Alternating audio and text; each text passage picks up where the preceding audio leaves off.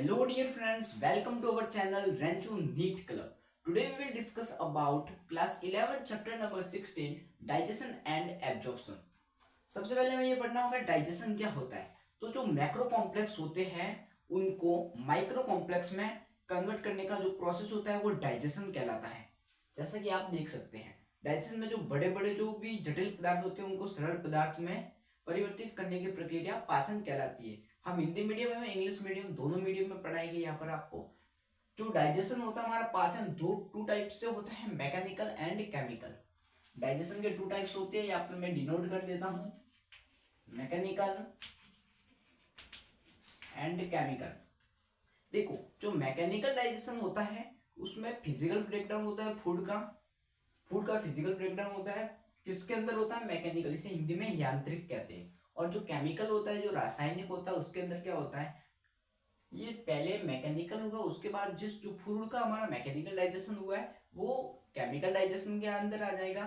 फिर उसके अंदर क्या होगा, वहां से हमारी ब्लड स्ट्रीम में ट्रांसफर कर दिया जाएगा। तो ये वाला प्रोसेस जो होता है वाला डाइजेशन केमिकल डाइजेशन कहलाता है। तो उसके बाद में फिर हमारा एब्जॉर्प्शन स्टार्ट हो जाता है ब्लड स्ट्रीम में।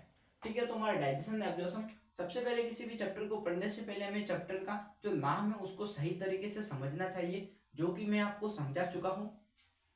ठीक है, मैं ये बायोलॉजी का मॉड्यूल लेकर आया हूँ प्री मेडिकल का, तो इससे हम पूरा डिटेल में जितना हो सके उतना पढ़ेंगे। आपको हमारे साथ पूरा बना रहना है 3 घंटे तक। अभी जो है नाइट के 12:30 हुई है, मैं वीडियो बना रहा हूँ आपके लिए।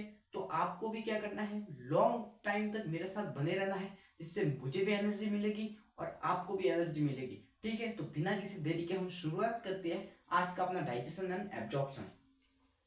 देखिए, तो सबसे पहले एनसीईआरटी बोलती है कि भोजन सभी सजीवों की मूलभूत आवश्यकताओं में से एक है। ठीक है, अगर हमें एनर्जी, बॉडी में एनर्जी चाहिए तो हमारा फूड जो होता है वो इंपॉर्टेंट होता है। आपको पता है फूड से हमें एनर्जी प्रोड्यूस होती है। इसमें भोजन के मुख्यतः अवयव, भोजन में क्या क्या होता है, कार्बोहाइड्रेट होती है, प्रोटीन होता है, फैट होता है, लिपिड्स होते हैं, विटामिन होते हैं।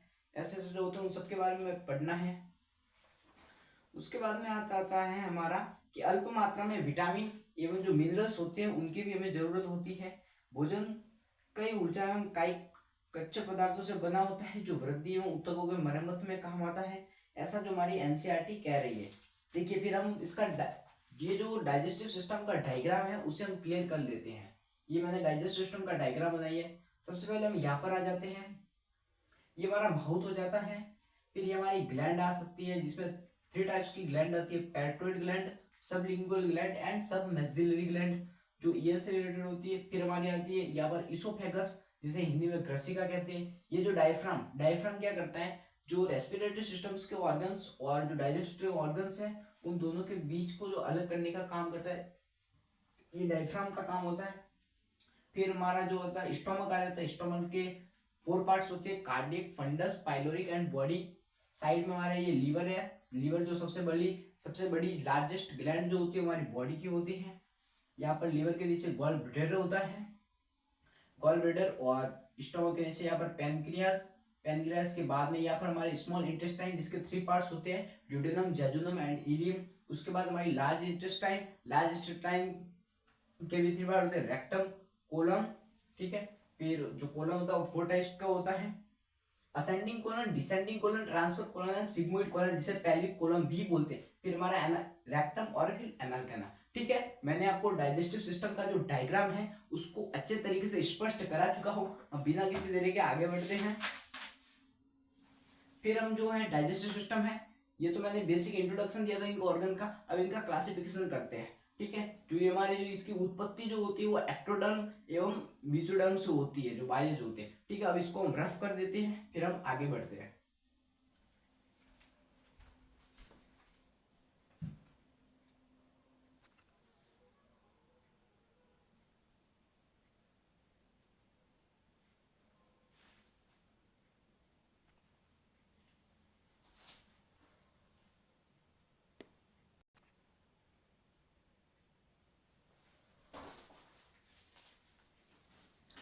हमारा यात्रा कंप्लीट होने के बाद अब हम आ जाते हैं इनके जो, हमने इनका जो है इनको डिवाइड कर दिया है। तो जो डाइजेस्टिव सिस्टम के ऑर्गन्स हैं वो टू टाइप्स में डिवाइड करती है, टू पार्ट्स में, एलिमेंट्री कैनाल और डाइजेस्टिव ग्लैंड्स। हिंदी में बोले तो आहार नाल एवं पाचक ग्रंथियां।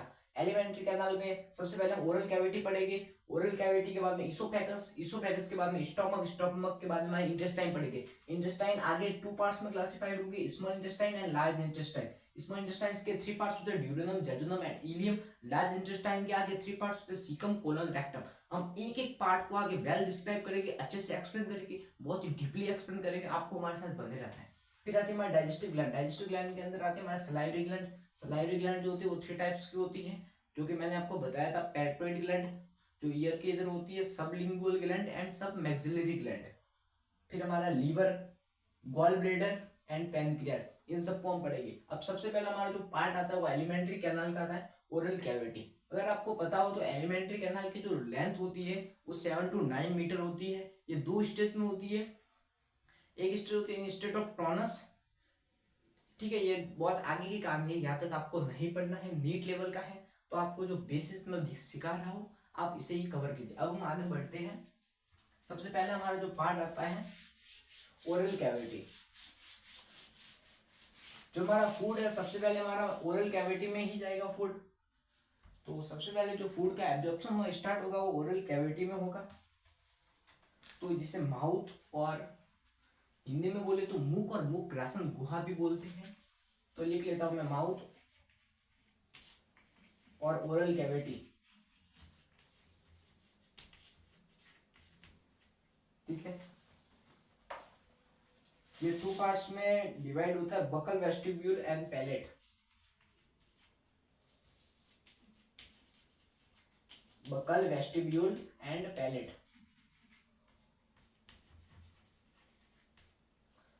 सबसे पहले हमारा आता है, ठीक है, ओरल कैविटी। ओरल कैविटी को आगे हम टू पार्ट्स में क्लासिफाइड करते हैं, बकल, वेस्टिब्यूल एंड पैलेट।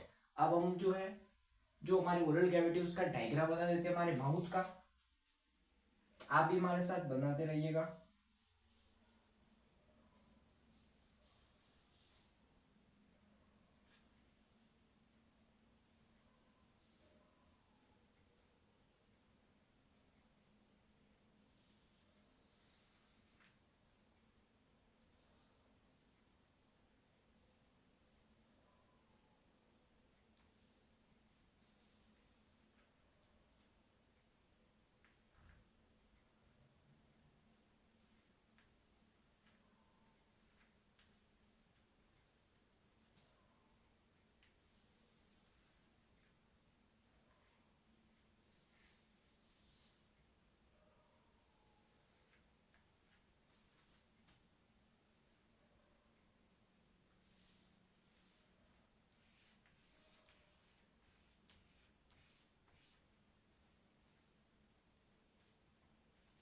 ये जो हमारा आता है ये नीचल चैम्बर आ जाता है। इधर हार्ड पैलेट होता है। देखो पैलेट के भी आगे टाइप है, ये हार्ड पैलेट, इसे हिंदी में तालू बोलते हैं पैलेट को, और इसे जो बकल वेस्टिब्यूल है इसे हिंदी में मुख प्रघाण बोलते हैं। मेरा मानिए तो आप इंग्लिश में याद कीजिएगा, आपको इजी पे लिखेगा। फिर हमारी ये बकल कैविटी यहाँ पर आती है, ये हमारी बकल कैविटी हो जाएगी। ये वाली हमारी लैरिंग्स हो जाएगी, जिसे हिंदी में स्वर यंत्र कहते हैं बोलने के लिए जो। फिर ये हमारे ये नीचे जो होते हैं रेस्पिरेटरी का ऑर्गन्स आ जाते हैं, ये वाली हमारी इसोफेगस आ जाती है यहाँ पर। अब ऊपर से बात करें तो हम इधर जो है हमारी नेसोफैरिंक्स टॉन्सिल आ जाती है, नेसोफैरिंक्स टॉन्सिल। फिर यहाँ पर हमारी आ जाती है ट्यूबुल टॉन्सिल। देखो ये जो टॉन्सिल होता है ना, ये जो हम लिम्फेटिक सिस्टम पढ़ते हैं ना, आप आगे में आपको लिम्फेटिक सिस्टम पढ़ा होगा। जो लिम्फेटिक सिस्टम होता है उसके पार्ट होते हैं, टॉन्सिल हो गया, स्प्लीन हो गया। तो उसके अंदर हम जब पढ़ेंगे तब मैं आपको बताऊंगा कि टॉन्सिल क्या होता है। और फेरिंग्स थ्री टाइप्स की होती है, ओरोफेरिंग, नेसोफेरिंग्स एंड लैरिंगोफेरिंग्स। देखिए ये हमारी हायोइड बोन आ जाएगी। जो हायोइड बोन होती है इसे हायोइड बोन बोलते हैं। इधर ओरोफेरिंग्स आ जाएगी। तो ये हमारे माउथ, जो हमारा माउथ है उसका क्लासिफिकेशन है, अब मैं पढ़ लेता हूँ। जो बकल वेस्टिब्यूल होता है वो मसूड़ों और गालों के बीच का स्थान है। तो जो हमारा बकल वेस्टिब्यूल है ये क्या है, मसूड़ों और जो गाल होते हैं हमारे चिक और जो मसूड़े होते हैं, मसूड़ों एवं गालों के बीच का स्थान क्या कहलाता है, बकल वेस्टिब्यूल। तो एमसीक्यू में ऐसे आ सकता है कि मसूड़ों एवं गालों के बीच का स्थान क्या होता है, मुख, मुखगुआ, बकल वेस्टिब्यूल या मुख प्रगांड या फिर तालु। तो आपको ये वाला टिक करेक्ट कराना है, बकल वेस्टिब्यूल, ये वाला आपका सही होगा। फिर आता हमारा पैलेट। ये जो होता है भीतरी एवं सेंट्रल पार्ट होता है जो कि ऊपरी व निचले जबड़े से घिरा हुआ होता है। आप देख सकते हैं जो हमारा पैलेट है, ये वाला पैलेट है, ये ऊपर का जबड़ा और नीचे का जबड़ा दोनों से घिरा हुआ है। मैं जो भी बोल रहा हूँ वो डायग्राम में शो किया हुआ है ताकि आपको इजी पड़े, इसलिए मैं डायग्राम बनाता हूँ। ये जो एक हॉरिजॉन्टल होता है ये नासा कोस्ट और मुख कोस्ट के बीच में पाया जाता है। इसके स्टेपर्ड आप देख सकते हैं, जैसा कि मैंने बोला है वो आपको डायग्राम में शो किया हुआ है। ये ऊपरी व निचले जबड़े के बीच में होता है, ये सेंटर पार्ट होता है और स्ट्रेटिफाइड इक्वस होता है। अब बात करते हैं हम तालु। अब मैंने आपको तालु पढ़ा लिया तो लिया है, पैलेट जो है मैं आपको पढ़ा चुका हूँ। अब इसको हम आगे और क्लासिफाइड करते हैं, ठीक है। तो मैं आपको ये वाला रफ कर देते हैं हम।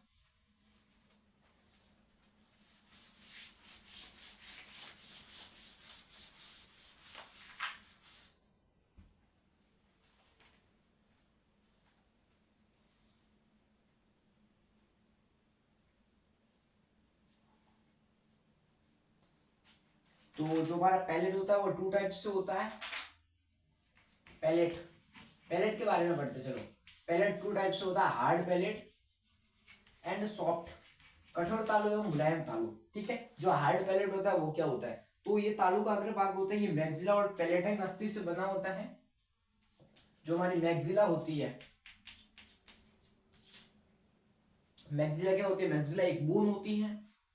मैक्सिला और पैलेटाइन, मैक्सिला और पैलेटाइन दोनों दोनों बोन होती है, ये भी दो होती है, ये भी दो होती है। तो इन बोन से जो होता है हमारा जो होता है हार्ड पैलेट होता है वो इन दोनों बोन से मिलकर बना हुआ होता है।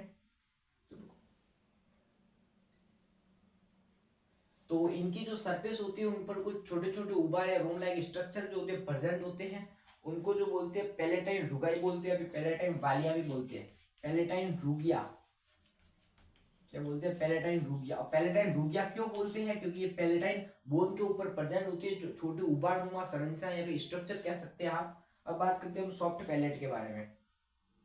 तो ये वाला जो होता है हार्ड पैलेट, जो ये पैलेट का आगे वाला भाग होता है, और जो सॉफ्ट वाला होता है वो बैक साइड वाला होता है। तो इधर लिख देता हूँ, ये फ्रंट साइड होता है और ये जो होता है बैक साइड वाला पार्ट होता है पैलेट का। सॉफ्ट वाला बैक होता है और हार्ड वाला जो होता है फ्रंट होता है। और ये वाला जो होता है हमारा कनेक्टिव टिश्यू और म्यूकस एपिथेलियल का बना हुआ होता है, सॉफ्ट होता है, और वो पैलेटाइन और मैक्सिला बोन से बना हुआ होता है। अब इस पे भी जो फिंगर लाइक जो भी उबारनुमा संरचनाएं पाई जाती है उन्हें हम यूवुला और फिर वेलम फर्टाइलाई भी कहते हैं। तो यूवुला जो डायग्राम में शो किया था मैंने उसको पैलेटना वेलाई भी बोलते हैं, यूवुला।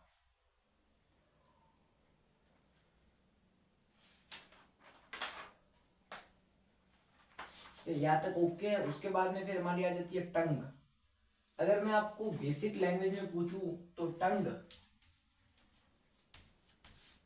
टंग क्या होती है, जो टेस्ट को आइडेंटिफाई करती है, बेसिकली टंग का यही काम होता है।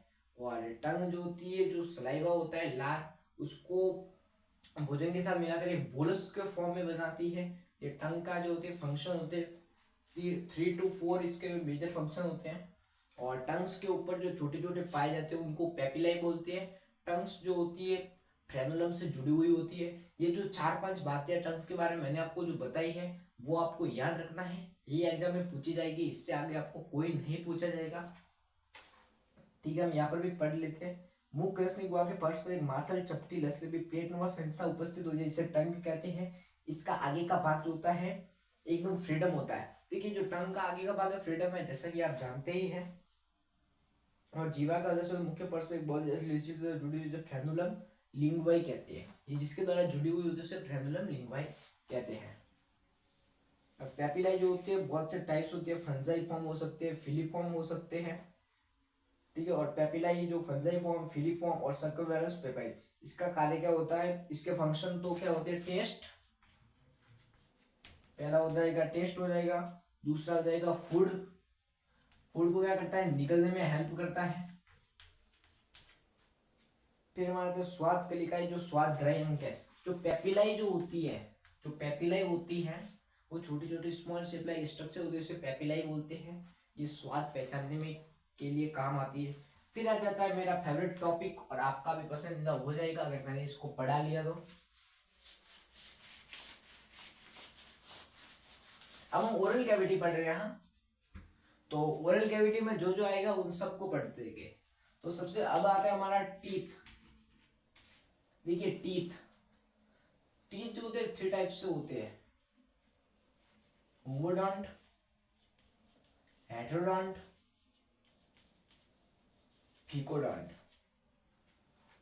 जो हेटेरोडोंट होते हैं उसके अंदर आते हैं तुम्हारे इंसिजर, कैनाइन, प्रीमोलर और मोलर। और जो टीथ का जो एडल्ट के अंदर फॉर्मूला होता है वो होता है 2123 upon 2123 multiplied by both side into 2, the number of total teeth is 32 in adults। अगर 17 years के मैं बात करें तो 2122 upon 2122 multiplied by both side into 2, the number of total teeth is 28। अगर हम पीडियाट्रिक्स जो स्मॉल चिल्ड्रन होते हैं उनमें अंदर बात करें तो 2102 upon 2102 multiplied by both side into 2, the number of total teeth is 20। ये जो हमारे डेंटल फॉर्मूला हो जाएंगे और ये हमारे टीथ हो जाएंगे।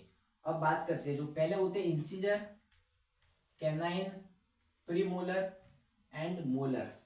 तो छोटे बच्चों में टीथ के बारे में जो इंपोर्टेंट पॉइंट्स बता रहा हूँ वो आप देखिए मैं बुक के बाहर भी पढ़ा रहा हूँ, थोड़ा मेरा नॉलेज शेयर कर रहा हूँ आपके साथ। जो प्रीमोलर टीथ होते हैं, देखिए अगर आप डायग्राम में देखोगे तो आपको सही समय, देखो मैं ऐसे समझाता हूँ।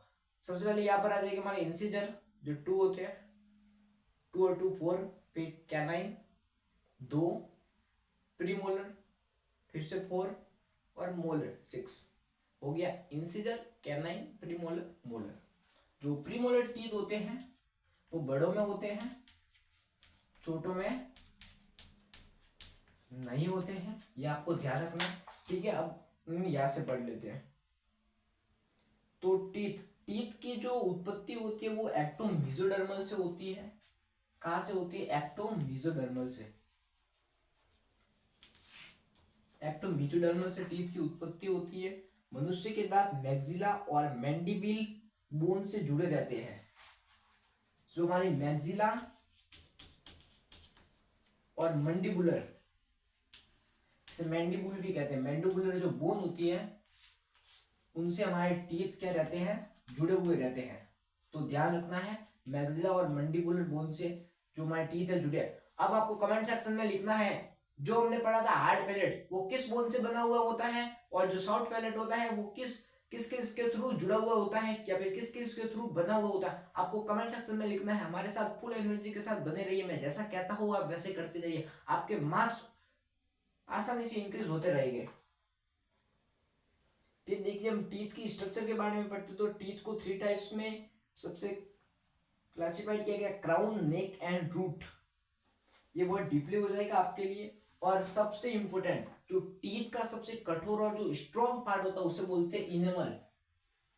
कहते हैं ना इनेमल का क्षय हो गया, तो वो वही है, ये इनेमल तुम्हारा ये यही है। इनेमल जंतु जगत का सबसे कठोरतम भाग होता है। वह कोशिका जो इनेमल बनाती है एमिलोब्लास्ट कहलाती है। क्या कहलाती है, एमिलोब्लास्ट। ऐसी कौन सी कोशिका है, ऐसी कोशिका का नाम बताइए जो इनेमल को बनाती है। तो उन सेल का नाम क्या है, एमिलोब्लास्ट। और सबसे जंतु जगत का, एनिमल किंगडम का सबसे कठोरतम भाग हमारा इनेमल होता है। और इनेमल को कौन बनाती है, एमिलोब्लास्ट सेल जो होती है वो इनेमल को बनाती है। इसमें क्या क्या होता है, तो इसमें अकार्बनिक लवण लगभग 96%, जिसमें कि मुख्यतः कैल्शियम के फॉस्फेट तथा कार्बोनेट पाए जाते हैं। कैल्शियम के फॉस्फेट और कार्बोनेट जो होते हैं इसके अंदर पाए जाते हैं 90%। देखो इसमें क्या लिखा हुआ है, इसमें अकार्बनिक लवण लगभग 96% अकार्बनिक लवण, जिसके अंदर मुख्यतः कैल्शियम के फॉस्फेट एवं कार्बोनेट पाए जाते हैं। उसके बाद में आता है 3% इसमें वाटर होता है। 96% कैल्शियम, कार्बोनेट और फॉस्फेट हो गया, 3% वाटर हो गया। पीछे बचा हमारा 1%। 1% के अंदर आता है हमारा प्रोटीन। क्या आ जाता है? प्रोटीन आ जाता है। फिर आता है शेष भाग भ्रूण के मेसोडर्म का बना होता है, जो डेंटिन बना होता है। ठीक है, अब आपके टीथ के बारे में एक बार रिवाइज करा लेता हूँ। टीथ का डेंटल फॉर्मूला पढ़ा हमने 2123.2133। ये तो मैंने आपको ऐसे ही समझाया। बाकी जो मेन फॉर्मूला है हमारा वो ये वाला है 2123.2123। ये वाले इंसीजर, ये कैनाइन, प्रीमोलर एंड मोलर। जो प्रीमोलर टीथ होते हैं वो बड़ों में होते हैं, बच्चों में नहीं होते हैं। फिर हमने पढ़ा जो टीथ है वो मैक्सिला और मैंडिबुलर बोन से होता है। और फिर हमने पढ़ा इनेमल। इनेमल जो होता है जंतु जगत का सबसे कठोरतम पार्ट होता है। इनेमल बनाने वाले सेल को क्या बोलते हैं? कमेंट सेक्शन में लिखिए आप। एमिलोब्लास्ट सेल बोलते हैं। इनेमल के अंदर क्या क्या होता है? तो 96% अल्वेनियस जो होते हैं लगभग, और कैल्शियम के फॉस्फेट एवं कार्बोनेट होते हैं। 3% वाटर होता है और 1% प्रोटीन होता है। ठीक है, अब बात करते हैं जो दांत का जो मुख्य पार्ट होता है उसे डेंटिन बोलते हैं। ये दांतों को पोषण प्रदान करता है। हमने जैसे कि पढ़ा डेंटिन से सजीव कोशिका स्तर पाया जाता है, जिसे ओडेंटोब्लास्ट सेल बोलते हैं। मैंने जैसा पढ़ाया इंसिजर, कैनाइन, प्रीमोलर और मोलर जो टीथ होते हैं वो क्या क्या काम आते हैं। तो इंसिजर जो होते हैं ये लंबे छेनी के समान होते हैं। ये भोजन की जो ग्राइंग यानी उसको कूतरने या फिर काटने का काम जो क्या करते हैं, ये करते हैं इंसिजर। फिर आते हैं चबाने का काम, तो क्या करते हैं? छवर्णक और अग्र छवर्णक हिंदी में बोले तो, और इंग्लिश में बोले तो मोलर और प्रीमोलर। और जो हमारे कैनाइन होते हैं ये चीरने फाड़ने का काम करते हैं। डायस्टीमा भी बोलते हैं, इसे दंत काशक भी कहते हैं। ठीक है, देखो डार्क जो हमारे टीथ हैं उनको 3 टाइप्स में क्लासिफाइड किया गया, हेटेरोडोंट, थिकोडोंट एवं फिकोडोंट। सॉरी, यहाँ पर थिकोडोंट आएगा। फिकोडोंट को 2 टाइप्स में, मोनोफिकोडोंट एवं बाइफिकोडोंट। तो मोनोफिकोडोंट जिसमें जीवन में एक बार दांत आते हैं, जैसे कि प्रीमोलर और मोलर, इसका बेस्ट एग्जांपल रहेगा। फिर आते हैं डाइफिकोडोंट जिसमें हमारे इंसिजर और कैनाइन आ जाएंगे। फिर थिकोडोंट के अंदर स्तनधारी और मगरमच्छ के टीथ, और जो हेटेरोडोंट के अंदर भी ये वाला जाएगा। फिर हमारे पास आती है सलाइवरी ग्लैंड। सलाइवरी ग्लैंड जो होती है मैंने आपको बताया था 3 टाइप से होती है, parotid gland, sublingual gland and sub maxillary gland.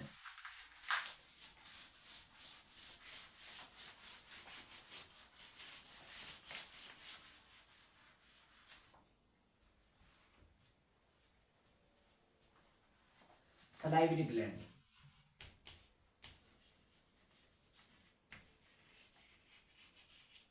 यदि आपको कुछ भी अच्छे से समझ में नहीं आ रहा हो तो आप वीडियो को पीछे कीजिए और फिर देखिएगा, ताकि आपके और भी डाउट अच्छे से क्लियर हो सके। तो मानव में जो होती है 3 पेयर पाई जाती है, salivary gland, parotid gland, salivary gland, sorry sublingual gland and sub maxillary gland.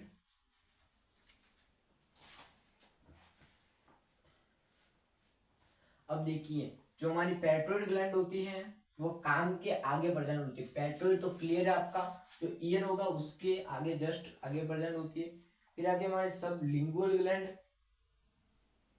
जो ऊपरी एवं निचले जबड़ी की इधर, देखो जो ऊपरी और जो निचला जबड़ा होता है उसके जंक्शन में जो प्रेजेंट होती है वो सब लिंगुअल, और निचले जबड़े के नीचे जो प्रेजेंट होते हैं उसे सब मैक्सिलरी बोलते हैं। इसमें दोनों आएगा, इसमें एक आएगा, या तो ध्यान, ये तो उनकी उपस्थिति होगी, ये कहाँ पर प्रेजेंट होती है। फिर इनकी शेप की बात करें तो इसका शेप सबसे ज्यादा होता है, इसका थोड़ा कम होता है और इसका सबसे छोटा होता है। तो मैंने सीक्वेंस में लिखे हैं। फिर आती है इनकी इनका लार, तो सबसे ज्यादा लार जो होती है ये सब लिंगुअल ग्लैंड बनाती है। टोटल देखो 25% तो ये, 70 ये और 5 ये, तो सबसे ज्यादा लार कौन प्रोड्यूस करती है? हमारी सबलिंगुअल ग्लैंड। फिर लार ग्रंथियों का साफ प्रतिदिन लगभग 1.5 लीटर या फिर 1500 ml लार जो होता है प्रोड्यूस होता है प्रतिदिन, एवरीडे। इसकी जो पीएच होती है सलाइवा की, और 6.8 होती है सलाइवा की हमारी पीएच होती है। और इसके अंदर जो H2 होता है 99.5%, तो H2O ही होता है, आप जानते ही हैं। 99.5% H2 होता है। 7 पर जो होता है हमारा न्यूट्रल हो जाता है, तो 6.8 है, हल्की सी एसिडिक है। इसके अंदर कुछ आयंस होते हैं जैसे sodium, potassium chloride and bicarbonate. देखिए इसके अंदर कुछ आयंस 99.5% तो वाटर होता है, और जो 0.5% होती है वो सोडियम हो सकता है, पोटेशियम हो सकता है, क्लोराइड हो सकता है, या फिर बाइकार्बोनेट हो सकता है। जो एंटीबॉडी होती है वो IgA होती है। जो माता के दूध होते हैं उसमें भी जो IgA एंटीबॉडी IgA जो एंटीबॉडी होती है वो पाई जाती है। टोटल 5 टाइप्स की एंटीबॉडी होती है, आपको पता ही होगा। तो IgA, IgG, IgZ, IgM, IgA। और थोड़ी सी मात्रा में इसके अंदर यूरिया एवं यूरिक एसिड भी होता है। देखिए अब हम फिर से रिवीजन करते हैं। सलाइवरी ग्लैंड, सलाइवरी ग्लैंड जो होती है ह्यूमन के अंदर 3 पेयर्स पे प्रेजेंट होती है, parotid gland, sublingual gland and sub maxillary gland. और इनकी उपस्थिति की बात की जाए तो पैट्रोइड ग्लैंड जो होती है कान के अंदर प्रेजेंट होती है, कान के आगे यानी गाल के उधर। और जो हमारी सब लिंगुअल ग्लैंड होती है वो ऊपरी व निचले जबड़े की संधि पर, और सब मैक्सिलरी ग्लैंड निचले जबड़े के नीचे संधि पर होती है। अब ये जो इनकी बात की जाए कितना प्रोड्यूस करती है सलाइवा, तो ये 25%, ये 70% और ये 5। इनकी साइज की बात की जाए तो पेट्रोल ग्लैंड सबसे बड़ी होती है, सब लिंगुअल ग्लैंड मीडियम होती है, और सब मैक्सिलरी ग्लैंड जो होती है सबसे छोटी होती है। फिर बात करें तो प्रतिदिन यानी एवरीडे 1.5 लीटर जो होती है सलाइवा प्रोड्यूस होते हैं, जिसकी पीएच 6.8 होती है। इसके अंदर 99.5% H2 होता है, और 0.5% सोडियम, पोटेशियम क्लोराइड या फिर बाइकार्बोनेट हो सकता है। इसके अंदर IgA एंटीबॉडी होती है, और अल्प मात्रा में यूरिया या फिर यूरिक एसिड भी होता है। यहाँ तक क्लियर है? अब हम और आगे बढ़ते हैं।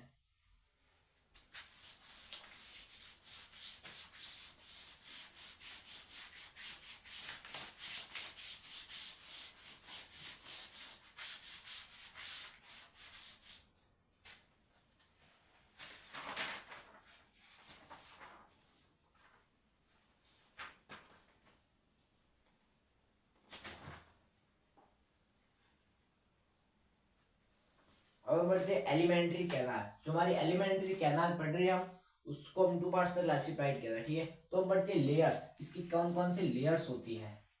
तो layers of alimentary canal, heading डालिए, बहुत ही अच्छा टॉपिक है। Layers of alimentary canal, 4 types की लेयर होती है, सीरोसा, मस्कुलरिस, सब म्यूकोसा एंड म्यूकोसा। सीरोसा सबसे आउटर मोस्ट लेयर होती है। पहले मैं इसका डायग्राम बना देता हूँ, उसके बाद में हम एक्सप्लेनेशन लिख लेंगे।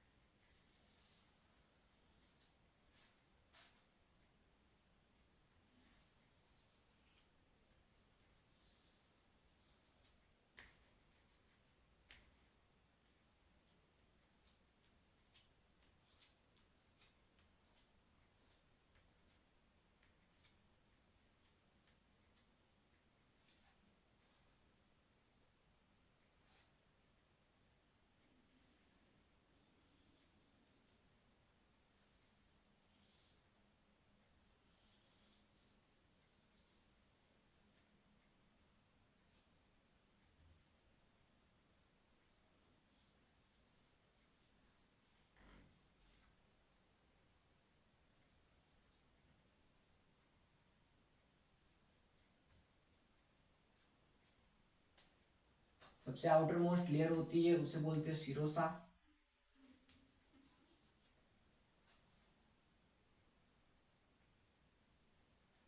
ये जो बीच में मैंने बनाए हैं विस्कस फॉर्म में उसे बोलते हैं लॉन्गिट्यूडिनल मसल्स।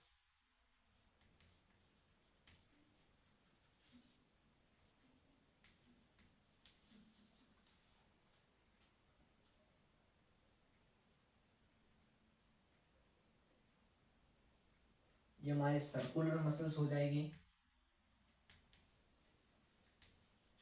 यहाँ पर हमारे सर्कुलर मसल्स हो जाएगी।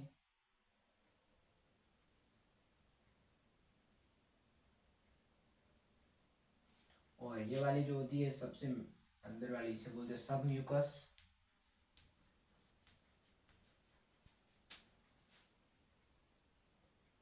सब म्यूकस हो गई। और आपको पता है ये वाली तो म्यूकस ही होगी, म्यूकोसा। और ये वाली जो होती है ना इधर, सब म्यूकोसा। और ये म्यूकोसा, सब म्यूकोसा। और सिरोसा हो गई, मस्कुलरिस बाकी रह गई है।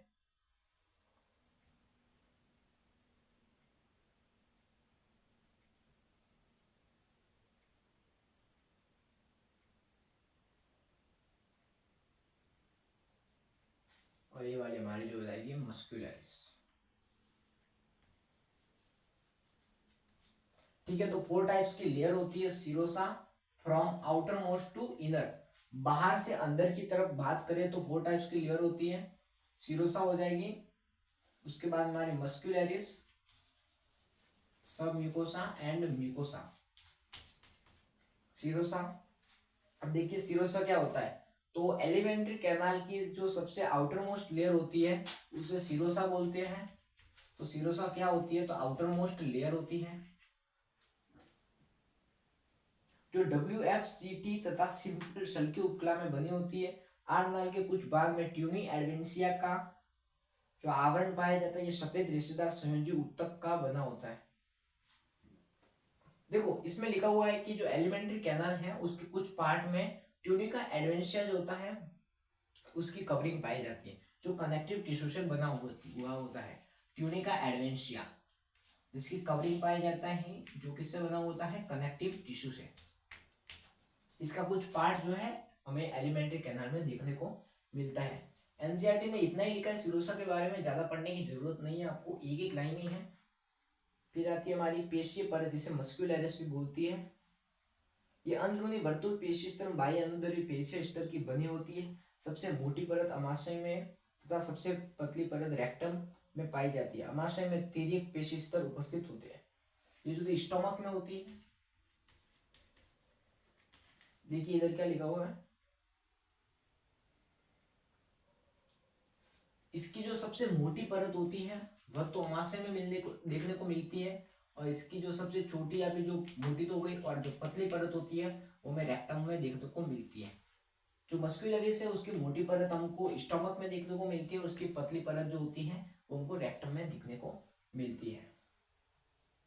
अमाशय में जो इसकी मोटी परत दिखने को मिलती है वो ऑब्लिक मसल लेयर उपस्थित होती है, जिसे तिर्यक पेशी स्तर भी बोलते हैं, या फिर ऑब्लिक मसल लेयर।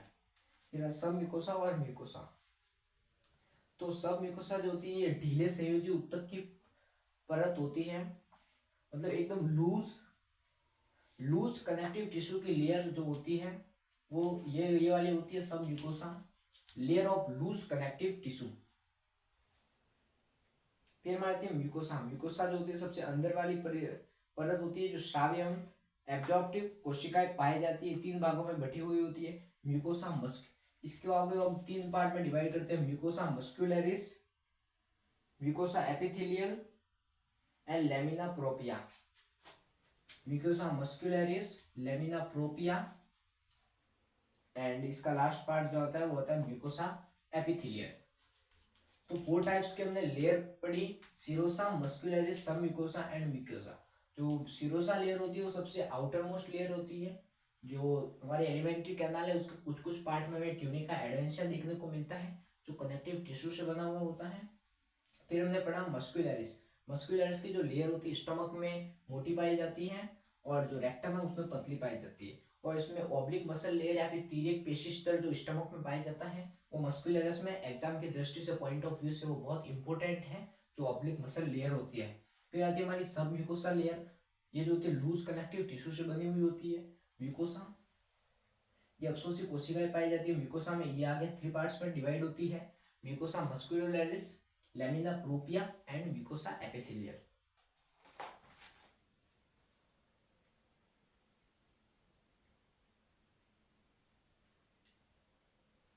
फिर हम आगे बढ़ते हैं, तो आगे अब हमारा आता है इसोफेगस।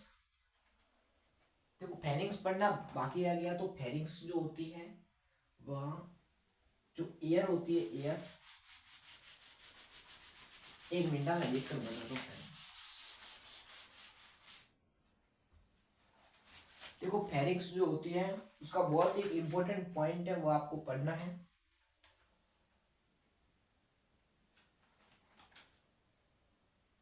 हाँ देखो सही है, ये आहार और वायु दोनों के लिए उपस्थित होती है फेरिंग्स, जिसे ग्रसनी बोलते हैं। आहार और वायु, एयर और फूड दोनों के लिए प्रेजेंट होती है फेरिंग्स। फेरिंग्स जो होती है आहार वायु। उसके बाद में पढ़ते हैं इसोफेगस, जिसे ग्रसिका भी बोलते हैं, इसे फूड पाइप भी बोलते हैं। ये क्या करता है, फेरिंग से फूड लेता है और आगे स्टोमक में ट्रांसफर कर देता है। तो इसोफेगस जो एक होती है पतली नलिका है, जो डायफ्राम के मध्य उधर से गुहा में जे शेप की स्ट्रक्चर जो स्टोमक होती है उसके अंदर खुलती है। बस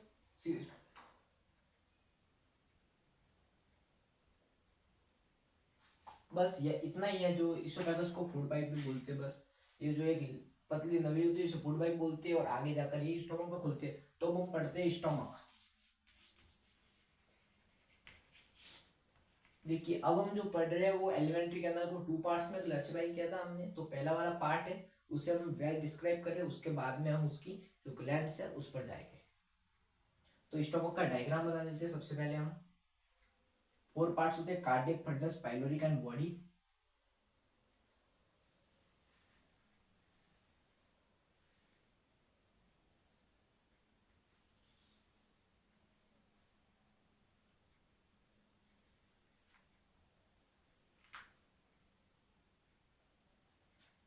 ये वाली तो हमारी इसोफेगस है।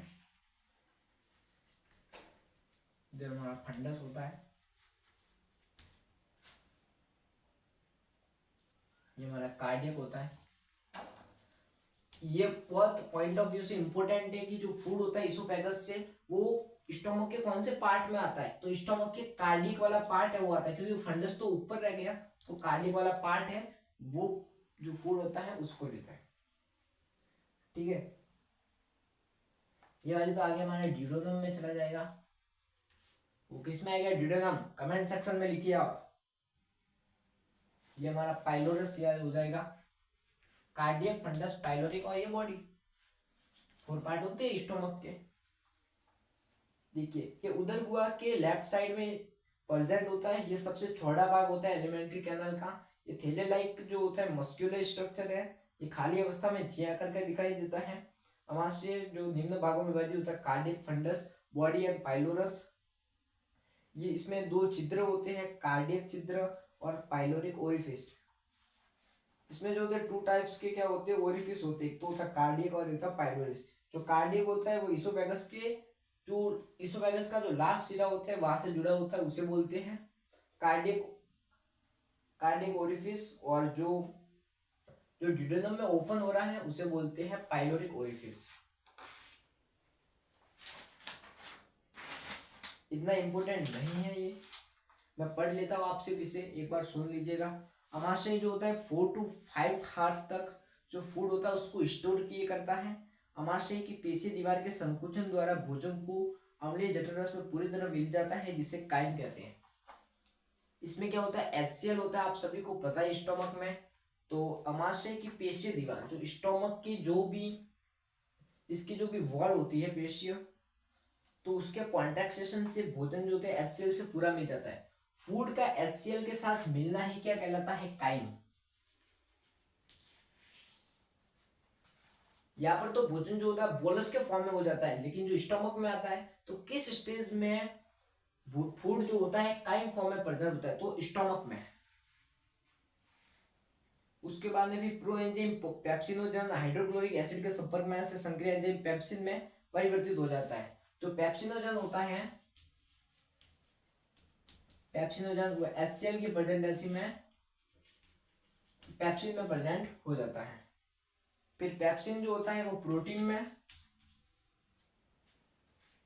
जो पेप्सिन का प्रोटीन को प्रोटीज तथा पेप्टाइड्स में बदल जाए। जठररस में उपस्थित श्लेष्म में बाइकार्बोनेट श्लेष्म में उपकला स्तर का स्नेह अत्यधिक सानी एसिड से बचाव करता है। हाइड्रोक्लोरिक में प्रश्न पूछते बोले जो HCl में पीएच होती है ना, HCl की पीएच जो स्टमक में होती है वो क्या होती है 1.8।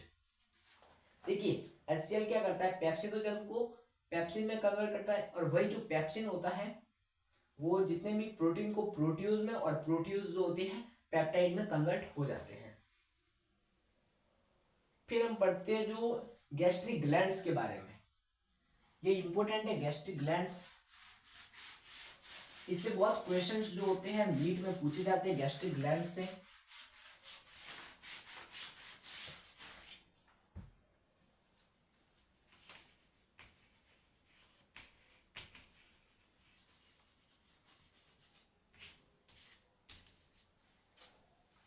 देखिए गैस्ट्रिक ग्लैंड्स, तोमाशय की उपकला में असंख्य शाखित नलिकाकार ग्रंथियां पाई जाती है जिन्हें जठर ग्रंथियां कहती है। ये निम्न प्रकार की होती है। सबसे पहले आती है हमारी जाइमोजेनिक, पेप्टिक, चीप, पेप्टिक कह सकते हैं, चीप कह सकते हैं हम, जाइमोजेनिक कह सकते हैं, सैड। सबसे पहले हमारी ये वाली आती है। ये क्या करती है, जो पेप्सिनोजन और प्रोरेनिन, प्रोरेनिन जो होता है मिल्क में पाया जाता है, उसका सिंथेसिस करती है। इंग्लिश में पता नहीं है मेरे को, लेकिन हिंदी में उसको क्या बोलते हैं, श्रवण करती है उसका। ठीक है। फिर कुछ मात्रा में गैस्ट्रिक लाइपेजन का भी प्रोडक्शन करती है। जो गैस्ट्रिक लाइपेजन होता है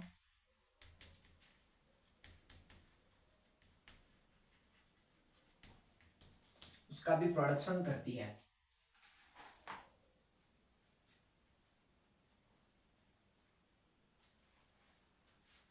जो गैस्ट्रिक लाइपेज का प्रोडक्शन हो रहा है ये फैट के डाइजेशन में बहुत ही कम मात्रा में हेल्प करता है।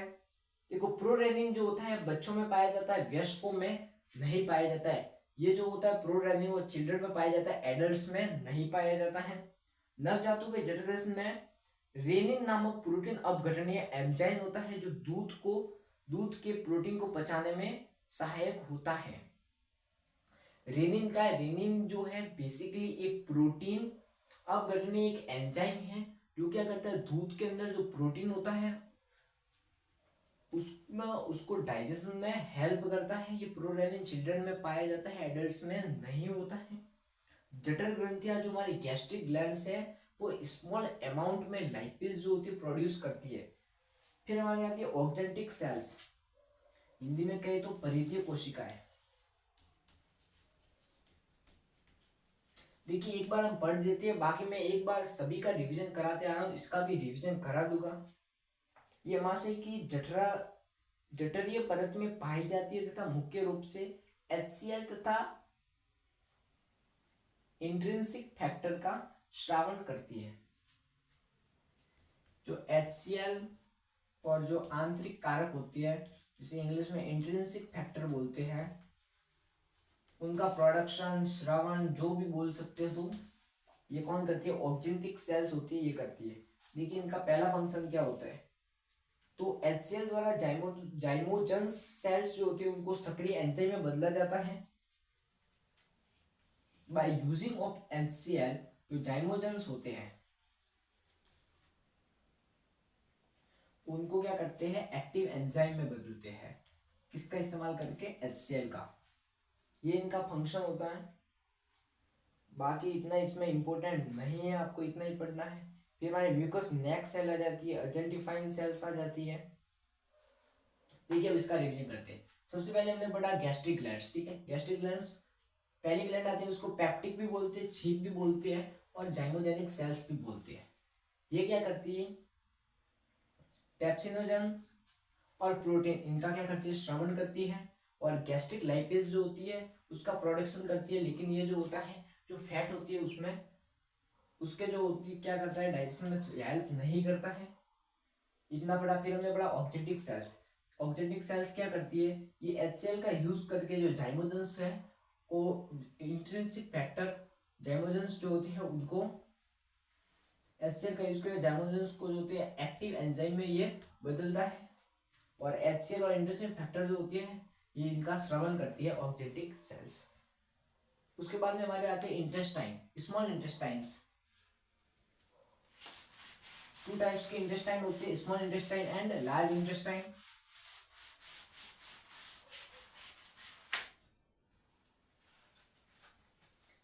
स्मॉल इंटेस्टाइन,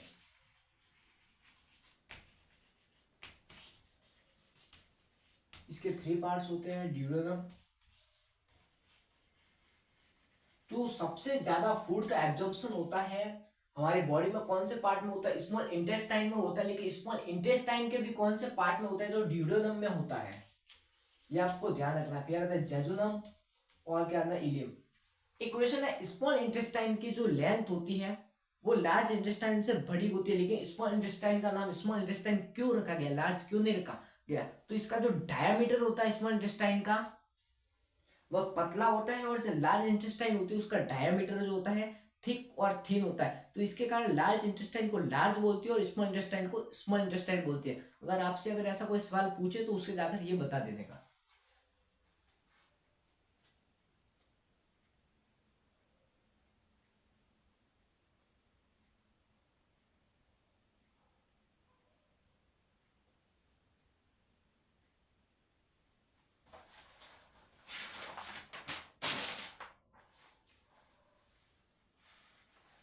देखिए स्मॉल इंटेस्टाइन में इतना कुछ लिखा हुआ नहीं है। देखो ग्रहणी छोटी आंत्र का शुरुआती भाग होता है जो ड्यूडेनम होता है, वो एक स्टार्टिंग पार्ट होता है स्मॉल इंटेस्टाइन। ये छोटी आंत का सबसे छोटा, सबसे चौड़ा और सबसे स्थिर भाग होता है। ये पाइलोरस से मध्यांत तक विस्तृत होता है। निचला भाग गतिशील बहुत कंबली लुंडी का नली के रूप में खुलता है। गतिशील आंत्र का ऊपरी भाग जिसे मध्यंतर जेजुनम कहते हैं, निचला भाग जिसे शुद्रांत्र या इलियम से जुड़ा हुआ होता है। इसके जो फंक्शन होते हैं, आंत की अत्यधिक लंबाई।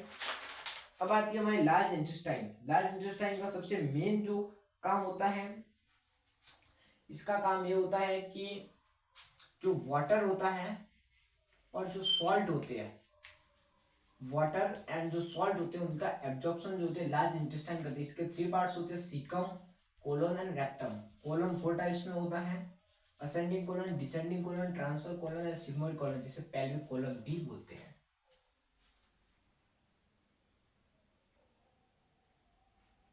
फिर मलाशय, ये कोलन एक समान नलिका में खुलता है, जिसे रेक्टम, जो फूड होता है, जो वेस्ट होता है, स्टूल होता है, उसे रेक्टम के थ्रू आउट किया जाता है।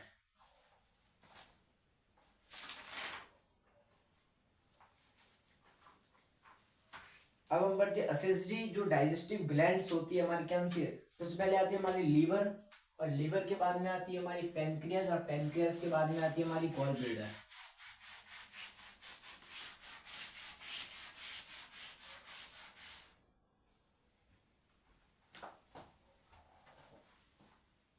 तो सबसे पहले हमारी जो डाइजेस्टिव ग्लैंड्स आती है, उसके बाद में आती है लीवर। तो हमारी जो ह्यूमन है, ह्यूमन की बॉडी की, हमारे बॉडी की जो सबसे लार्जेस्ट ग्लैंड होती है वह लीवर होती है। मनुष्य का लीवर जो होता है ये एंडोडर्म से बना हुआ होता है, जिसका वेट जो होता है लगभग 1.2 से 1.5 केजी होता है। 1.2 टू 1.5 केजी इसका क्या होता है, इसका वेट होता है। ये विषमस्रावी ग्रंथि है। विषमस्रावी बोले तो एंडोक्राइन भी है और एक्सोक्राइन, दोनों टाइप्स की हो सकती है। ये तो असमान लोब का बना होता है, लेफ्ट लोब और राइट लोब। ये शरीर की सबसे बड़ी ग्रंथि होती है। दोनों लोब जो होती है फेल्किफॉर्म लिगामेंट के द्वारा एक दूसरे से अलग होती है। राइट तथा लेफ्ट लोब में राइट तथा लेफ्ट हिपेटिक डक्ट निकलती है, जो आपस में संयुक्त होकर कॉमन हिपेटिक डक्ट बनाती है। राइट लोब के नीचे गॉल ब्लैडर स्थित होता है, जो एक पतली पेशीय थैलीनुमा संरचना में होता है, जिसे जो सिस्टिक डक्ट में खुलता है। ये सिस्टिक डक्ट से संयुक्त होकर कॉमन बाइल डक्ट बनाती है, जिसे डक्टस कोलेडोसस कहते हैं। इतनी हार्ड लैंग्वेज आपको नहीं पढ़नी है। तो देखिए अगर सिंपल सी बात की जाए लीवर, तो लीवर सबसे लार्जेस्ट ग्लैंड होती है हमारी बॉडी की। इसका वेट 1.2 से 1.5 केजी होता है। ये 2 टाइप्स में होता है, लेफ्ट लोब होती है और इसकी राइट लोब होती है। जो राइट लोब होती है उसके नीचे गॉल ब्लेडर प्रेजेंट होता है, और लेफ्ट लोब और जो राइट लोब होती है वह बीच में जो होती है एक फैल्किफॉर्म लिगामेंट होता है, उसके द्वारा जो होती है एक दूसरे से अलग होती है। राइट लोब में राइट हिपेटिक डक्ट और लेफ्ट लोब में लेफ्ट हिपेटिक डक्ट जो मिलकर कॉमन हिपेटिक डक्ट बनाते हैं। आपको यह ध्यान रखना है कि जो गॉल ब्लेडर होता है वो राइट हिपेटिक डक्ट के नीचे होता है और जो आगे जाकर सिस्टोलिक डक्ट में खुलता है। देखिए जो गॉल ब्लेडर, मैं यहाँ पर लिख लेता हूँ, गॉल ब्लेडर जो होता है वह राइट लोब के नीचे होता है, जो आगे जाकर सिस्टोलिक जो डक्ट होता है उसके अंदर खुलता है। ठीक है, ये तुम्हारे लीवर के बाद में आती है। अब बात करते हैं लीवर की जो हमारी इंटरनल स्ट्रक्चर होती है वह क्या क्या हो सकती है। लीवर की इंटरनल स्ट्रक्चर के बारे में, तो आंतरिक रूप से लीवर जो होता है कई पॉलीगोनल पिंडीय संरचना से बना होता है, जिसे हिपेटिक लॉब्यूल्स या यकृत पालिका कहते हैं, जो कि यकृत के संस्थापक व क्रियात्मक इकाई है। तो ये हिपेटिक लॉब्यूल्स से बना होता है। जो यकृत पालिकाएं होती है उनसे जो हमारा लीवर है वो बना होता है। ये इसकी फंक्शनल या फिर स्ट्रक्चरल यूनिट होती है लीवर की, यही होती है हेपेटिक डक्ट, हेपेटिक लैब्यूल या फिर जिसे हिंदी में यकृत पालिकाएं बोलते हैं। ये पिंड जो होते हैं एक पतले से जो उत्तक से ढके रहते हैं, जिसे ग्लिसन्स कैप्सूल कहते हैं। Glisson's capsule. लीवर के अंदर जो पिंड होते हैं वो एक पतले एकदम थीन जो कनेक्टिव टिश्यू होते हैं उनसे क्या होती है कवरिंग होती है, जिसे ग्लिसन्स कैप्सूल कहते हैं। ये तो हमारे हार्ट की जो है इंटरनल स्ट्रक्चर हो जाती है। उसके बाद में जो हार्ट, ये हमारा जो लीवर है, सॉरी हार्ट नहीं है, लीवर और गॉल ब्लेडर है। जो लीवर जो होता है वो बाइल जूस को स्टोर करने का काम करता है, और जो उसका प्रोडक्शन होता है वो क्या करता है, जो गॉल ब्लेडर होता है वो करता है। ठीक है, सॉरी, जो गॉल ब्लेडर होता है वह तो जो बाइल जूस होता है उसको बनाता है, और जो लीवर होता है उसका जो गॉल ब्लेडर जो बाइल जूस बनाता है उसका क्या करता है, स्टोर करता है, जिसे हिंदी में जठर रस भी बोलते हैं। देखिए बाइल जूस, पित्त का निर्माण यकृत की हिपोटाइटिस कोशिका द्वारा किया जाता है एवं पित्ताशय में इसका संग्रह किया जाता है। पित्त रस में कोई पाचक एंजाइम नहीं होता है। जो हमारा बाइल जूस है उसमें कोई भी एंजाइम नहीं होता, इसलिए इसे वास्तविक पाचक रस नहीं कहते हैं। पित्त रस का संगठन, इसमें 7.4 से 7.6 इसकी पीएच होती है, H2 98% होता है, और डेली सिक्रेशन जो होता है 500 ml होता है इसका। इसके अलावा इसमें बहुत सारे अकार्बनिक लवण हो सकते हैं, इनऑर्गेनिक सॉल्वेंट हो सकते हैं, ऑर्गेनिक सॉल्ट्स हो सकते हैं। बाइल जूस का कार्य क्या होता है, HCl को न्यूट्रलाइज करता है, फैट का पाइसेजेनेसिस करता है, और जो लाइपेज होता है उसको एक्टिव करता है। जो पथरी होती है, पथरी क्या होती है, गॉलस्टोन, कभी कभी पित्त वाहिनी का मार्ग अवरुद्ध या संग्रह हो जाने के कारण कोलेस्ट्रॉल पित्ताशय में ही जमाता है। अगर गॉल ब्लेडर में हमारा जो पित्ताशय, गॉल ब्लेडर जो पित्ताशय होता है उसमें अगर कोलेस्ट्रॉल जो होता है जमा हो जाए तो उसे बोलते हैं पथरी। पित्ताशय में पथरी का बनना कोलिथेसिस कहलाता है। उसके बाद में आता है हमारा पैनक्रियास। ठीक है, पैनक्रियास जो होता है एक मिश्रित जो बहिस्रावी अंतःस्रावी दोनों ग्रंथि है, ये सी शेप का होता है। आपको पैनक्रियास में सबसे इंपॉर्टेंट पॉइंट यह याद रखना है कि एम्पुला, इसमें जो एम्पुला होता है उसका कंट्रोल स्पिंटर ऑफ ओडी या फिर ओडी की अवरोधनी द्वारा होता है। ये भी एंडोडर्म से ही डेवलप होती है।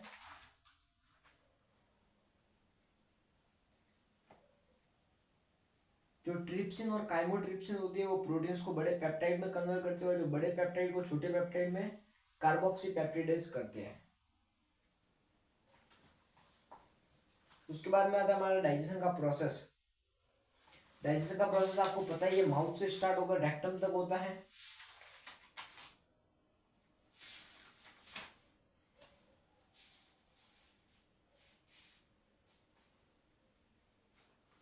ठीक है, अब हम बढ़ते हैं disorder related to digestive system. अब हमारा डाइजेस्टिव सिस्टम जो होता है एकदम कंप्लीट हो चुका है। क्या क्या डिसऑर्डर्स हो सकते हैं इससे, तो सबसे पहला है हमारा जॉन्डिस, जिसे हम क्या बोलते हैं, पीलिया। वॉमिटिंग, वॉमिटिंग के बारे में तो आप जानते ही हो। और जॉन्डिस के बारे में भी आप जानते ही हो। डायरिया, डायरिया के बारे में भी आप जानते ही होंगे। ये कॉमन डिजीज है। कॉन्स्टिपेशन, इसके बारे में भी आप जानते होंगे। जो स्टूल होता है वो रुक जाता है। उसके बाद में आता है हमारा इंडाइजेशन, इन सब के बारे में आप जानते होंगे। फिर आती है हमारी प्रोटीन एनर्जी मेलन्यूट्रिशन। जो प्रोटीन से होती है वो क्या होती है, मेरेस्मस और क्वाशियोकोर। ये 3 टाइप्स की डिजीज होती हैं। इसी के साथ हमारा डाइजेस्टिव सिस्टम जो होता है पूरा चैप्टर कंप्लीट हो चुका है। इसके बाद हम स्टार्ट करेंगे breathing and exchanges of gases, जिसे मैं बिना देकर पढ़ाना चाहूँगा। मुझे पता है इसमें मैंने कुछ गलतियाँ की हैं, आगे वो गलतियाँ नहीं होगी। अब हम आगे इससे भी बहुत अच्छे तरीके से समझना, मैं होप आशा करता हूँ कि आपको बहुत अच्छे तरीके से समझ में आएगा। ऐसे ही हमारे साथ बने रहिए और हमारे जो वन शॉट लेक्चर आप ऐसे ही देखते रहिएगा। ठीक है, थैंक यू।